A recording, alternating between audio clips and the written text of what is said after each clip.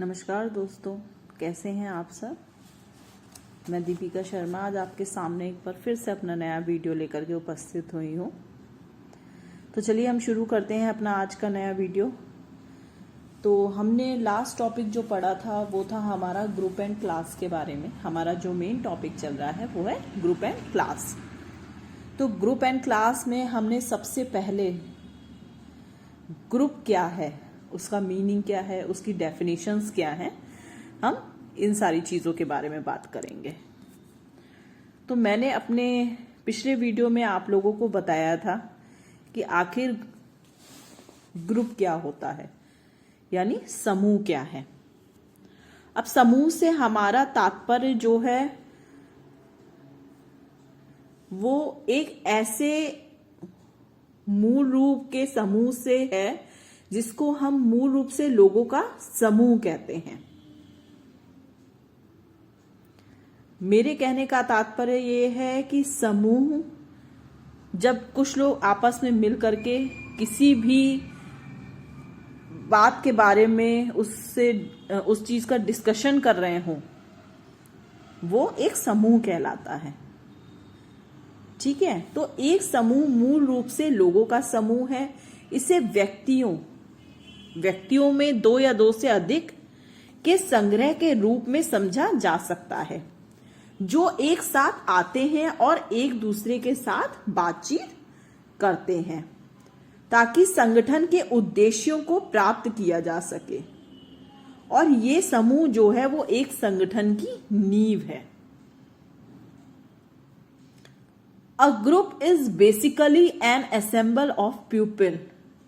It can be understood as a collection of individual, two or more, who come together and interact with each other so as to achieve the objective of the organization. These are the foundation of an organization.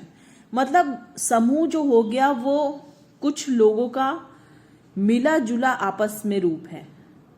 जब कुछ लोग किसी भी एक संगठन के अंतर्गत या नॉर्मली भी लोग आपस में बातचीत कर रहे होते हैं, ग्रुप में खड़े होकर, चाहे वो दो हों या दो से अधिक हों, तो उसको हम ग्रुप कहते हैं, समूह कहते हैं।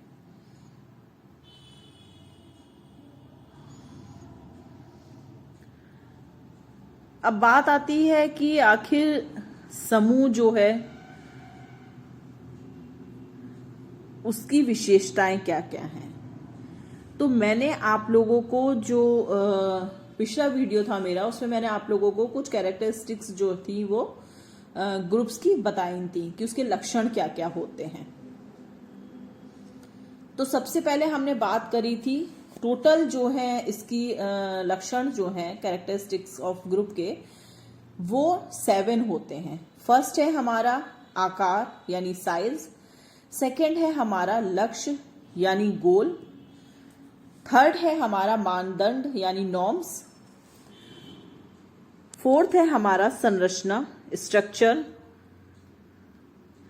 फिफ्थ है हमारा भूमिकाएं यानी रोल्स, सिक्स है हमारा इंटरेक्शन,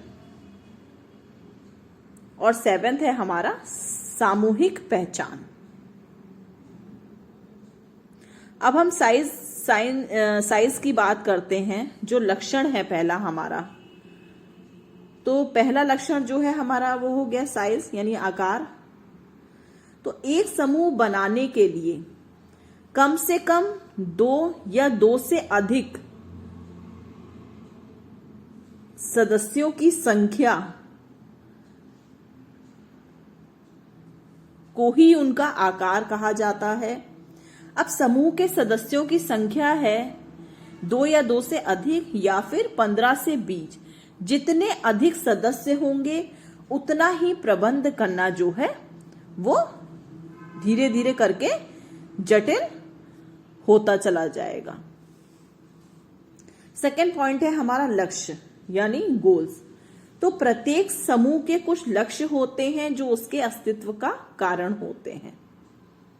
अब लक्ष्य से मतलब हो गया जो गोल्स होंगे। अगर कोई संगठन कुछ लोगों के समूह के अंतर्गत जो कार्य कर रहे हैं तो उनका कोई ना कोई लक्ष्य होगा कोई ना कोई गोल्स होगा, उनका एम्स होगा कि वो किसी ना किसी पॉइंट को लेकर के उस समूह के अंतर्गत कार्य कर रहे होंगे। नेक्स्ट थर्ड जो है हमारा वो है मानदंड। अब मानदंड में क्या आता है, हमारा मानदंड यानी नॉर्म्स क्या है, तो समूह के सदस्यों के साथ बातचीत करने के लिए एक समूह के कुछ नियम होते हैं। ये आप लोग को पता ही होगा, ये तो एक कॉमन सी चीज है कि कुछ नॉर्म्स जो हैं वो एक संगठन के अंतर्गत अगर कोई समूह कार्य कर रहा है तो उसमें जो है लोगों के लिए कुछ ना कुछ नियम कानून बनाए गए होंगे, उन्हीं के अंतर्गत लोग रह करके कार्य करते हैं। नेक्स्ट जो है फोर्थ पॉइंट है संरचना। संरचना यानी स्ट्रक्चर। तो इसमें एक संरचना होती है जो सदस्यों द्वारा रखी गई भूमिकाओं और पदों पर आधारित होती है।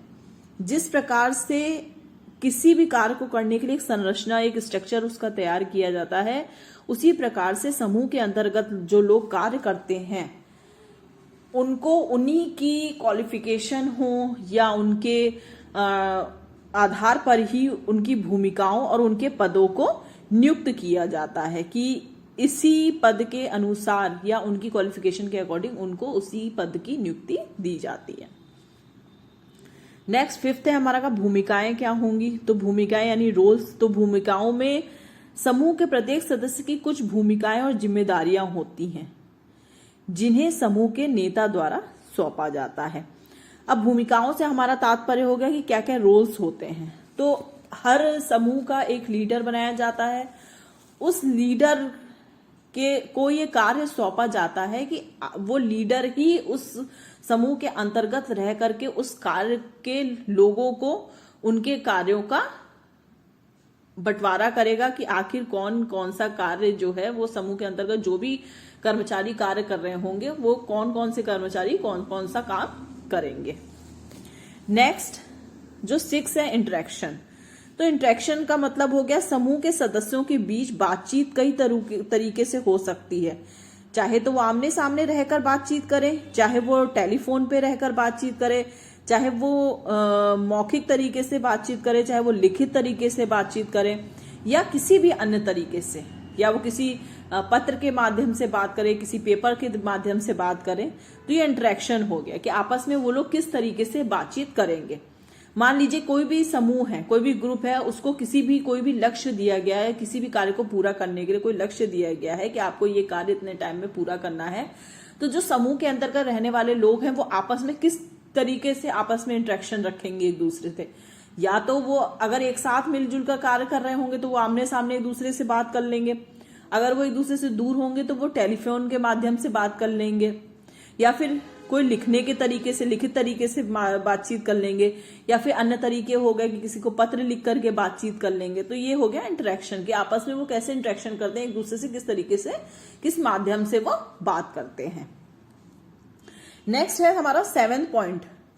तो 7th पॉइंट में जो है हमारा आता है सामूहिक पहचान। तो सामूहिक पहचान में है एक समूह व्यक्तियों का एकत्रीकरण होता है जिन्हें अलग अलग सदस्यों के रूप में और सामूहिक रूप से समूह के रूप में बुलाया जा सकता है। अब उन्होंने बोला है कि जो कलेक्टिव आइडेंटिटी होती है, यानी जो लोग ग्रुप के अंतर्गत लोगों को कार्य करने के लिए अलग अलग सदस्यों के रूप में सामूहिक रूप से समूह के रूप में बुलाया जाता है। मतलब अगर मान लीजिए किसी भी चीज को लेकर के कोई व्यक्ति कोई कार्य को करना चाहता है तो वो अलग अलग फील्ड से अलग अलग लोगों को बुला करके उस कार्य को पूरा करेगा। पहले वो एक ग्रुप तैयार करेगा, ठीक है। एक समूह व्यक्तियों का एकत्रीकरण होता है, यानी समूह के अंतर्गत अलग अलग तरीके के व्यक्ति होते हैं, अलग अलग पोस्ट से व्यक्तियों को कहीं से भी बुलाया जाता है और जिन्हें अलग अलग सदस्यों के रूप में सामूहिक रूप से समूह के रूप में बुलाते हैं। मतलब वो होते तो अलग अलग रूप में हैं, लेकिन उनको एक ग्रुप के रूप में कार्य सौंपा जाता है, ठीक है। तो आज मैंने आप लोगों को जो ये कैरेक्टरिस्टिक्स ऑफ ग्रुप हैं, यानी समूह के जो लक्षण हैं, उनके बारे में आप लोग को बताया है कि ये समूह के लक्षण होते हैं, जिसमें मैंने आप लोग को टोटल 7 पॉइंट्स बताए हैं आज। तो इन 7 पॉइंट्स को आप अच्छे से समझ लीजिए। अगर किसी तरह की कोई प्रॉब्लम है तो आप लोग मुझे कमेंट बॉक्स में कमेंट करके बता सकते हैं। अब नेक्स्ट जो हमारा इसका टॉपिक होगा अगला, वो हम टॉपिक लेंगे कि आखिर समूह कितने प्रकार के होते हैं। ठीक है, टाइप्स ऑफ ग्रुप्स। तो इसके बारे में मैं आपको अपने नेक्स्ट वीडियो में बताऊंगी। आप लोग को मेरे वीडियोस पसंद आ रहे हैं तो प्लीज़ मेरे चैनल को लाइक कीजिए और सब्सक्राइब करते रहिए। Thank you.